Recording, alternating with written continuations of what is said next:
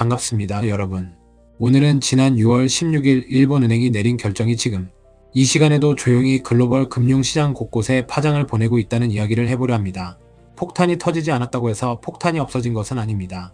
오히려 타이머가 째깍거리고 있는데 아무도 들으려 하지 않는 상황입니다. BOJ의 기준금리 1.0% 인상이 왜 역사적인지, 이 결정이 만들어낼 수 있는 최악의 시나리오는 무엇인지, 그리고 원달러 1540원이라는 환율 환경에서 우리가 어떻게 자산을 지켜야 하는지 데이터로 정리해드리겠습니다. 먼저 6월 16일에 무슨 일이 있었는지를 정확히 짚겠습니다. 일본은행은 이날 7대1 투표로 기준 단기 금리를 25bp 인상하여 1.0%로 설정했습니다. 이는 1995년 9월 이후 가장 높은 수준입니다. 숫자로만 보면 1.0%는 그리 높지 않아 보입니다. 그런데 이 숫자가 어디서 왔는지를 알아야 이 결정의 무게를 느낄 수 있습니다. 일본 기준금리는 1991년에 6%였으나 이후 계속 하락했고 1995년 9월부터는 0.5%와 마이너스 사이를 오갔습니다. 31년간 사실상 제로 또는 마이너스였던 금리가 이제 1.0%에 이르렀습니다. 이것은 단순한 25bp 조정이 아니라 잃어버린 30년이라는 시대의 정책적 기조가 마침내 종료됐다는 선언입니다. 그런데 이번 인상에는 아이러니한 배경이 있습니다. 이 결정은 이란 전쟁이 공식 종전 합의를 이끌어낸 바로 다음 날에 내려졌습니다.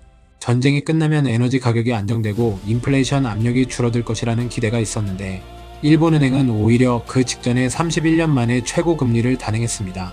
인상의 이유로 이란 전쟁이 만든 에너지 충격으로 인한 인플레이션 압력을 꼽았는데 그 충격의 근원이 바로 종전으로 잦아드는 타이밍이 겹친 겁니다. BOJ 입장에서는 타이밍이 어색했지만 데이터가 인상을 요구하고 있었다는 뜻이기도 합니다. 이제 500조엔이라는 숫자를 봐야 합니다. 엔캐리 트레이드 전체 규모는 약 500조엔으로 추산됩니다. 하나로 환산하면 약 4,500조 원입니다. 대한민국 GDP의 2배가 넘는 규모입니다. 이 돈이 모두 한꺼번에 빠져나오는 최악의 시나리오가 현실이 된다면 글로벌 금융시장은 그야말로 패닉에 빠집니다. 그런데 이번 1.0% 인상 이후 시장은 그 최악의 시나리오가 아니라 상대적으로 차분한 반응을 보였습니다. 왜일까요?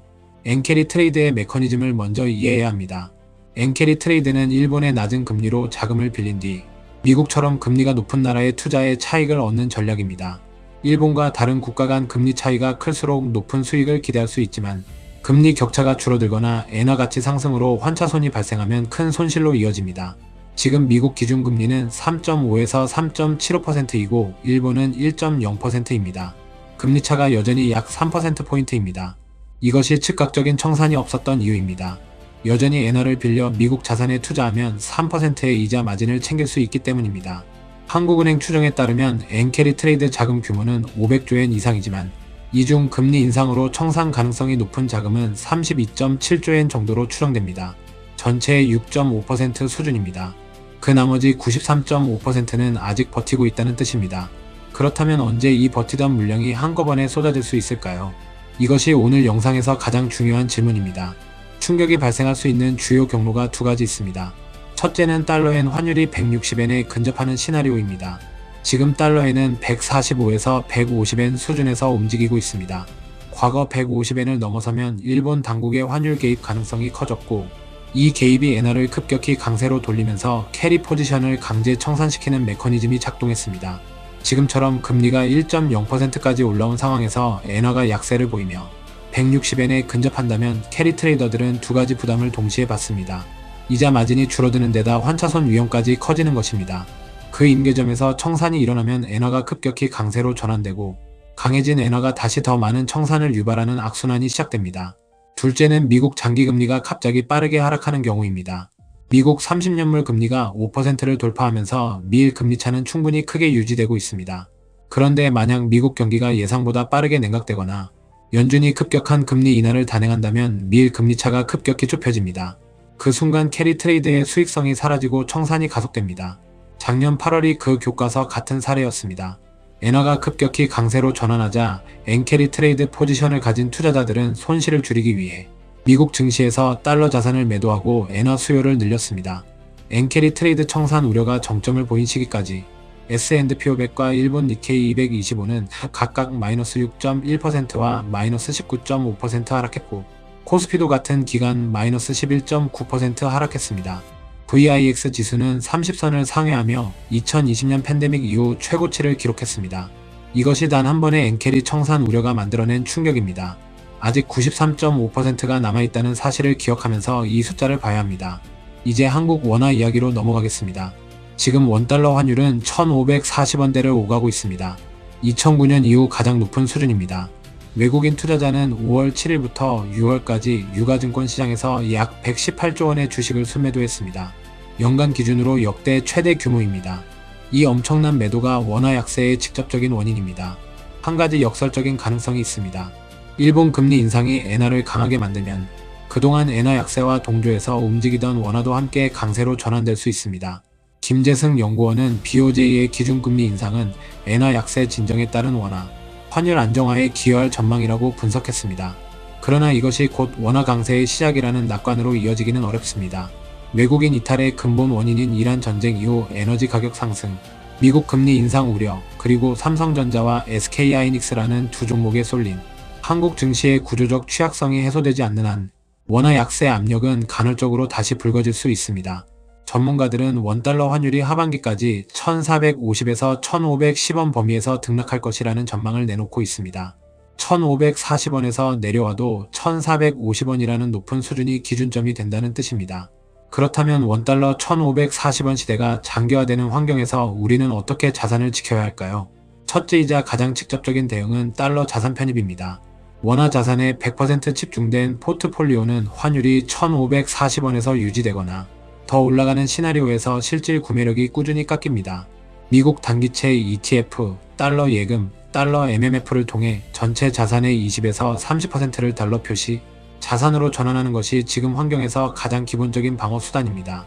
이것은 투자 수익을 노리는 것이 아니라 구매력 보존이라는 방어적 목적의 자산 배분입니다. 둘째는 비상관 해외 자산의 편입입니다. 달러 자산도 무조건 좋은 것은 아닙니다. 무디스 신용등급 강등과 빅뷰티풀빌로 인한 미국 국가부채 폭증이 달러 신뢰를 흔들고 있다는 것은 앞선 영상들에서 다뤘습니다. 금은 달러와 원화 모두에 대해 가치가 상승하는 특성을 갖고 있습니다. 지정학적 불안, 인플레이션, 달러 패권 균열이라는 세 가지 힘이 동시에 금을 밀어올리는 환경에서 전체 자산의 10에서 15%를 금 ETF 또는 KRX 금시장을 통해 보유하는 것은 합리적인 방어선입니다. 셋째는 엔캐리 청산 경보 지표를 주기적으로 모니터링하는 것입니다. 달러엔 환율 155엔 이상 접근, 미일 금리차 2.5%포인트 이하로 축소, VIX 지수 25 이상 급 등의 세 가지를 동시에 확인하는 것이 엔캐리 청산 리스크를 사전에 감지하는 가장 현실적인 방법입니다. 이 세 신호 중 2개 이상이 동시에 켜진다면 위험 자산 비중을 줄이고 현금과 달러 자산 비중을 높이는 방어적 전환을 고려해야 합니다. 넷째는 국내 주식 포트폴리오의 섹터 다변화입니다. 엔캐리 청산 우려가 커질 때 가장 크게 타격받는 것은 한국 증시의 외국인 수급입니다. 외국인이 팔 때 삼성전자와 SK하이닉스처럼 시총이 크고 유동성이 높은 종목이 가장 먼저 매도 대상이 됩니다. 이 두 종목의 포트폴리오가 과도하게 집중되어 있다면 상대적으로 외국인 비중이 낮고 내수 수요에 기반한 종목들로 일부를 분산하는 것이 엔캐리 충격을 완화하는 데 도움이 됩니다. 다섯째는 레버리지 정리입니다. 38조 원에 육박하는 신용융자라는 회색 코뿔소를 다시 언급하지 않을 수 없습니다. 엔캐리 청산이 현실화되면 그 충격은 반드시 한국 증시 외국인 매도와 원화 약세로 연결됩니다. 그 순간 빚을 내어 주식을 산 분들에게는 반대 매매가 쏟아집니다. 작년 8월 코스피가 11.9% 내리는 동안 신용 투자자들이 얼마나 큰 손실을 입었는지를 생각하면 지금 신용 거래를 하고 있다면 이것이 가장 먼저 정리해야 할 리스크라는 것은 분명합니다. 마지막으로 BOJ의 향후 금리 경로를 봐야 합니다.